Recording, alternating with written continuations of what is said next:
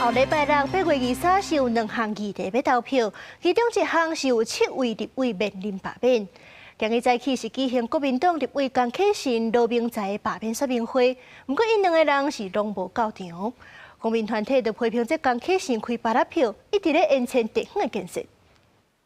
推动建设。823第2波罢免台中第8选区罢免说明会伫13举行，立法院副院长江启臣面对罢免的挑战，却临时无出席，引起公民团体不满。针对江启臣提出的3大成绩：丰原国民运动中心、国道4号丰原潭子段、国道4号丰原东四段，罢免团体批评江启臣若开出8粒票，佮牵着地方的建设。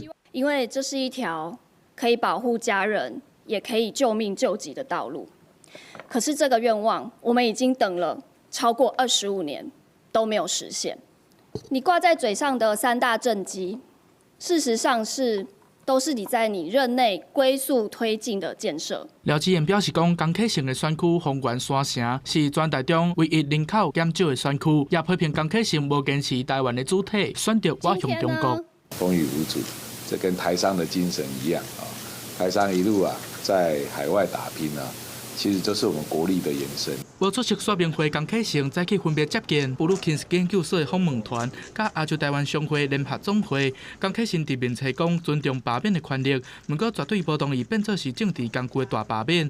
台湾内部天灾升腾，外口有关税谈判，伊选择继续为人民服务，为国家打拼。经唱明3次，未上台说明答辩理由。新北第11选区国民党立委罗明才同款面对罢免的考验，因为财委会考察行程无 参加说明会，公民团体讲，伊伫立法院推动两岸和平协议，恐吓台湾人。你说你是为了和平，所以才在立法院里面推动两岸和平协议，你从来没有公开指责过破坏台海和平的中共。 吴碧桂批评罗明才家庭背景，讲伊老爸罗福祖是经济犯，走路去中国。不过罗明才拢无抗议转来台湾投案，强调新店袂使搁互乌道支配，呼吁民众823投下同意罢免。公司新闻综合报道。